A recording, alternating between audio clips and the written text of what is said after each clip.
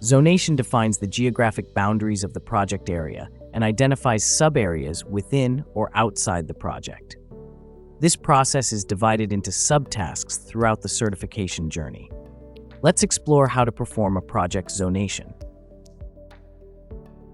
During the certification process, a task will require you to create the project area, just like with this specific task. To create the zonation of the project, several methods are possible. The first is to use our mobile application, which allows you to record the different zones of the project.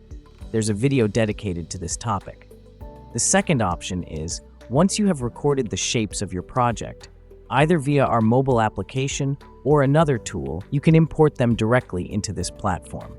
To do this, we will click on this area, we will click Import Map, and we will select a GeoJSON import file.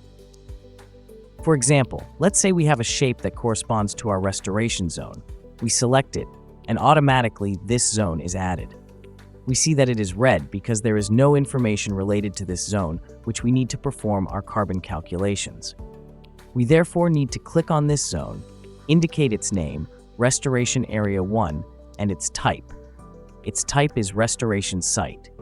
We then need to indicate which reference site this restoration zone is associated with. This is because in the ERS methodology, a restoration site is always associated with a reference site for carbon calculation. Currently, we do not have a reference site yet, so we can leave it blank. We click on Done. We will now add the reference site. We select our reference shape, and automatically this reference shape is added to our platform. We now need to add information regarding this area. Reference 1. We indicate that it is a reference site. We can possibly put a description, and it's done. Now we can complete our restoration zone to correct its error by indicating the reference zone.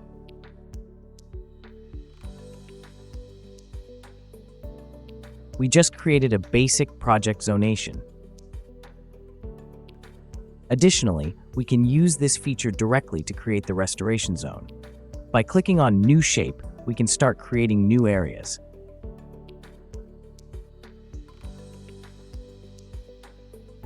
We then specify that it's a restoration site and provide the site's reference.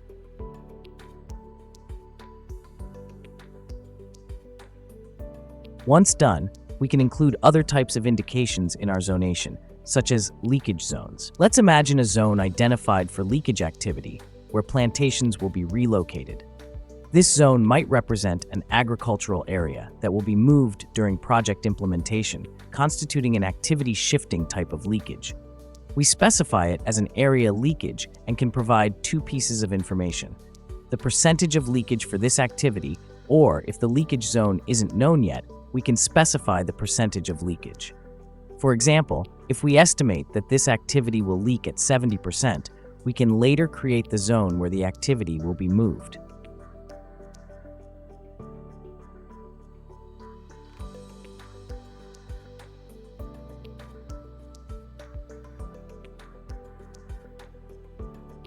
Following that, we can return to our leakage zone 1 to indicate that it corresponds to a move in this zone.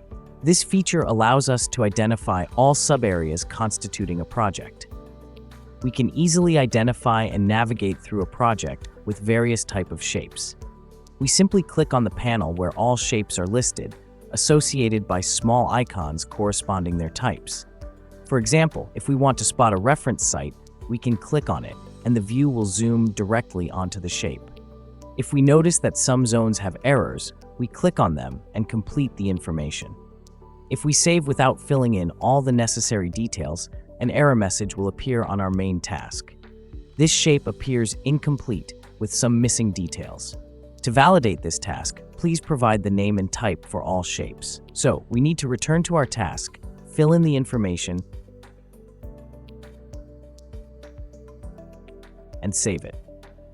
Once everything is filled in and saved, we can finally mark our zonation task as completed.